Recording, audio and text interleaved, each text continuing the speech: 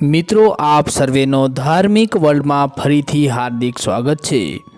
દોસ્તો આપણા સમાજમાં જ્યારે દીકરીના લગ્ન થાય છે ત્યારે તે દીકરી પોતાનું ઘર મૂકી અને તેના પતિના ઘરે જતી હોય છે। એટલે કે એક દીકરી તેના લગ્ન બાદ પિયર મૂકી અને સાસરે જતી હોય છે। દોસ્તો આપણા સમાજમાં ઘણી બધી એવી માન્યતાઓ છે જેને ઘણા લોકો હજુ પણ નિભાવતા હોય છે। એટલે કે તે માન્યતાઓને લોકો માનતા હોય છે અને ઘણા લોકો આવી માન્યતાઓમાં વિશ્વાસ નથી કરતા। મિત્રો આપણા સમાજમાં ઘણી બધી એવી માન્યતાઓ છે કે જે માન્યતા પાછળ કોઈક ને કોઈક રહસ્ય અવશ્ય છુપાયેલ હોય છે। પછી તે ધાર્મિક હોય, સામાજિક હોય કે પછી વૈજ્ઞાનિક હોય। દોસ્તો આપણા સમાજમાં માનવામાં આવતી મોટા ભાગની માન્યતાઓ પાછળ માનવીના સુખી જીવનને લઈને હોય છે। આજે આપણે વાત કરીશું એક એવી પ્રચલિત માન્યતા વિશે કે જે આપણા સમાજમાં લોકો તે માન્યતાને વધારે માનતા હોય છે અને એ છે કે જ્યારે દીકરી પિયરથી સાસરે જાય છે ત્યારે દીકરીના પિયરવાળાઓએ અમુક વસ્તુઓ ન આપવી જોઈએ। આ માન્યતા વિશે ઘણા લોકોને જાણકારી હશે પણ તેની પાછળના કારણની ઘણા ઓછા લોકોને જાણકારી હશે। માટે જો તમે પણ આ બાબતે નથી જાણતા તો આ વિડીયોને અંત સુધી જરૂરથી નિહાળજો જેથી આપને પણ આ બાબતે જાણકારી મળી રહે। દોસ્તો આપને માહિતી પસંદ આવે તો વિડીયોને લાઈક જરૂરથી કરજો અને કોમેન્ટમાં જય માતાજી અવશ્ય લખજો। મિત્રો કન્યાદાન એ દરેક માતા પિતાનો સપનો હોય છે। માતા પિતા એ જ વિચારતા હોય છે કે દીકરી લગ્ન બાદ તેના ઘરે જાય તો તે પોતાના પરિવારમાં ખૂબ ખુશ રહે અને તેના સાસરીવાળા પણ તેને ખૂબ પ્રેમ આપે। પરંતુ દીકરી જ્યારે પિયરથી તેના સાસરે જાય છે તો ત્યારે આપણે કેટલીક એવી ભૂલો કરતા હોઈએ છીએ કે જેના કારણે દીકરીને દુઃખનો સામનો કરવો પડી શકે છે। દીકરી જ્યારે પોતાના પિયરથી સાસરે જાય છે ત્યારે આપણે આપેલી કેટલીક ચીજોના કારણે તેને જીવનમાં ખુશીની જગ્યાએ દુઃખ મળતો હોય છે।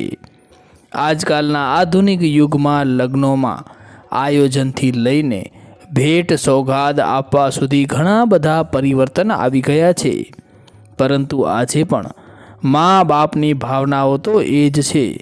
દરેક માતા પિતા પોતાની હેસિયત અને ક્ષમતા અનુસાર પોતાની દીકરીને તેના નવા જીવનની શરૂઆત માટે જરૂરી ચીજો અવશ્ય આપતા હોય છે। એવામાં આજે આપણે વાત કરીશું કે દીકરી જ્યારે પિયરથી સાસરે જાય છે ત્યારે તેને કઈ વસ્તુઓ ન આપવી જોઈએ અથવા તો દીકરીએ પોતાની સાસરીમાં કઈ વસ્તુઓ ક્યારે ન લઈ જવી જોઈએ। મિત્રો પ્રથમ વાત કરીએ તો દીકરીને ગણેશજીની મૂર્તિ કે ફોટો ન આપવું જોઈએ। આમ તો તમે આપવા માટે તો દીકરીને કંઈ પણ આપી શકો છો પણ માન્યતાઓની વાત કરીએ તો દીકરીને લગ્ન કે વિદાય વખતે કેટલીક ચીજો ન આપવી જોઈએ। હિન્દુ માન્યતાઓ અનુસાર જ્યારે પણ કોઈ પૂજા પાઠ કરવામાં આવે છે તો તેની શરૂઆત ગણેશજીથી થાય છે। સર્વે દેવતાઓમાં ભગવાન ગણેશજીનું સ્થાન મહત્ત્વનું માનવામાં આવે છે। મિત્રો દીકરીને ગણેશજીની મૂર્તિ કે ફોટો ન આપવા પાછળના કારણની વાત કરીએ તો જ્યોતિષ શાસ્ત્રમાં દીકરીઓને લક્ષ્મીનો રૂપ માનવામાં આવે છે અને ભગવાન ગણેશ અને મા લક્ષ્મીનો એક સાથે હોવું એ ધન આવવાનો સંકેત માનવામાં આવે છે। એવામાં જો કોઈ દીકરીને ફક્ત ગણેશજીની મૂર્તિ આપે તો પિયરમાં ધનની હાનિ થઈ શકે છે। એક એવી પણ માન્યતા છે કે આપણે દીકરીના રૂપમાં લક્ષ્મીજીને માનીએ છીએ અને જ્યારે દીકરીને એટલે કે લક્ષ્મીજીને લગ્ન કરીને દીકરીના રૂપમાં વળાવી દઈએ છીએ અને સાથે તમે ભેટમાં ગણેશજી પણ આપો છો તો લક્ષ્મીજી અને ગણેશજી તમારા ઘરેથી ચાલ્યા જાય છે અને તમારા ઘરે ગરીબી આવવાની સંભાવનાઓ વધી શકે છે। એટલા માટે પણ દીકરીને પિયરથી સાસરે મોકલતા સમયે ગણેશજીની મૂર્તિ કે ફોટો નથી આપવામાં આવતો। બીજી વસ્તુની વાત કરીએ તો છે ચૂલો। દોસ્તો, કેટલાક લોકો દીકરીને ગૃહસ્થી માટે વિદાય સમયે રસોઈ બનાવવાનો ચૂલો આપતા હોય છે. માન્યતા છે કે આવું ક્યારેય ન કરવું જોઈએ. માનવામાં આવે છે કે ચૂલો આપવાથી તે નવા ઘરમાં જઈને તરત જ પોતાનો ચૂલો અલગ કરી લે છે, માટે ચૂલો ન આપવાની માન્યતા છે. ચૂલાની જગ્યાએ તમે ડિનર સેટ જેવી ગૃહસ્થી સાથે સંકળાયેલી વસ્તુઓ આપી શકો છો. ત્યારબાદ ત્રીજી વસ્તુની વાત કરીએ તો છે નમક એટલે કે મીઠું.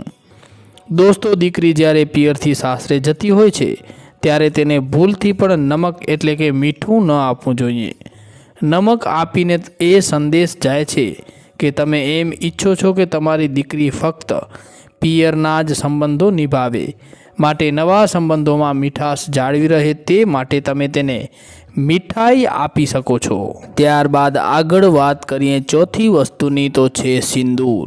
મિત્રો, પરિણીત મહિલાઓ જે સિંદૂર લગાવે છે તેમણે પોતાના પૈસાથી ખરીદી કરેલ સિંદૂર વાપરવો જોઈએ. તે સર્વશ્રેષ્ઠ ગણવામાં આવે છે.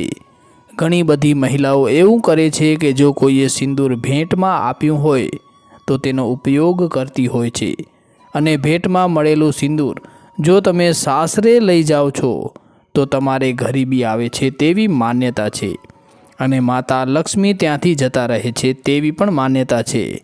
માટે ક્યારેય પણ કોઈએ આપેલ અથવા તો બીજા કોઈનું સિંદૂર પરિણીત સુહાગણ મહિલાઓએ ઉપયોગ ન કરવું જોઈએ, અને ખાસ કરીને તે સિંદૂર પોતાના પિયરથી તો ન જ લઈ જવું જોઈએ, એવી બહોળા પ્રમાણમાં માન્યતા રહેલ છે. મિત્રો, ત્યારબાદ આગળ વાત કરીએ તો પાંચમી વસ્તુ છે અથાણાં. મિત્રો, દીકરીને વિદાય વખતે ભૂલથી પણ અથાણાં ન આપવા જોઈએ. અથાણાં સ્વાદે ખાટા હોય છે, અને એવી માન્યતા છે કે દીકરીને અથાણાં આપવામાં આવે તો નવા સંબંધોમાં ખટાશ આવી શકે છે. ત્યારબાદ વાત કરીએ તો છઠ્ઠી વસ્તુ છે મરચાં. દીકરીને વિદાય વખતે મરચાં પણ ન આપવા જોઈએ. એવી માન્યતા છે કે આમ કરવાથી તેના વિવાહ જીવનમાં કડવાહટ ફેલાય છે. તમે મરચાંને બદલે સૂકા મેવા, ફળ જેવી વસ્તુઓ આપી શકો છો. મિત્રો, આગળ વાત કરીએ તો સાતમી વસ્તુ છે ખરાબ સંગત અથવા તો ખરાબ શીખ. મિત્રો, પિયરથી ખરાબ સંગતને લઈને અથવા તો ખરાબ વિચારોને લઈને સાસરીમાં ક્યારેય ન જવું જોઈએ. ઘણીવાર કેટલીક માતાઓ તેની દીકરીને તેના સાસરી પ્રત્યે કાનભંભેરણી કરી અને ખોટી સલાહ અને ખોટા રસ્તાઓ બતાવતી હોય છે, જે તેના સુખી દાંપત્ય જીવન માટે આગળ જતાં ખૂબ ખતરનાક સાબિત થતું હોય છે. માટે યાદ રહે કે ઘરની વહુએ પોતાના પિયરની ખરાબ વાતો કે આદતોને લઈને સાસરીમાં ન જવું જોઈએ. આનાથી સંબંધનો અંત પણ થઈ જતો હોય છે, અને સ્ત્રીના ચરિત્ર પર લોકો ખરાબ રીતે આંગળી ચીંધતા હોય છે. એવામાં સ્ત્રીને સાસરીમાં માન પણ મળતો નથી, અને અપમાનનો સામનો કરવો પડતો હોય છે. ચાણક્ય કહે છે કે ખરાબ સંગતની અસર એકને એક દિવસે જરૂર રંગ લાવે છે. એટલા માટે સાસરીમાં સારી વાતોને લઈને, સારા વિચારોને લઈને જ પ્રવેશ કરવો જોઈએ. આવું કરવાથી તમારી સાથે માં લક્ષ્મી પણ પ્રવેશ કરશે. મિત્રો, પોતાના પિયરથી ચાકુ, છરી વગેરે જેવી ધારદાર અને અણીદાર ચીજો પણ પોતાના સાસરે ન લઈ જવી જોઈએ, કેમ કે તેનાથી તમારી સાસરીમાં નકારાત્મક ઉર્જા પ્રવેશ કરતી હોવાની માન્યતા છે. કેમ કે ચાકુ, છરી એ પ્રેમનો પ્રતીક નથી મનાતા.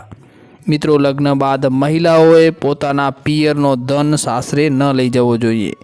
આમ કરવાથી ધનલક્ષ્મીનો અપમાન થાય છે, અને તમારા પતિનો માન સન્માન ઓછો થવા લાગે છે. તો મિત્રો, અમને આશા છે કે આ માહિતી આપને જરૂરથી પસંદ આવી હશે. માટે વિડીયોને લાઈક જરૂરથી કરજો. જય માતાજી, જય શ્રી કૃષ્ણ. ધન્યવાદ.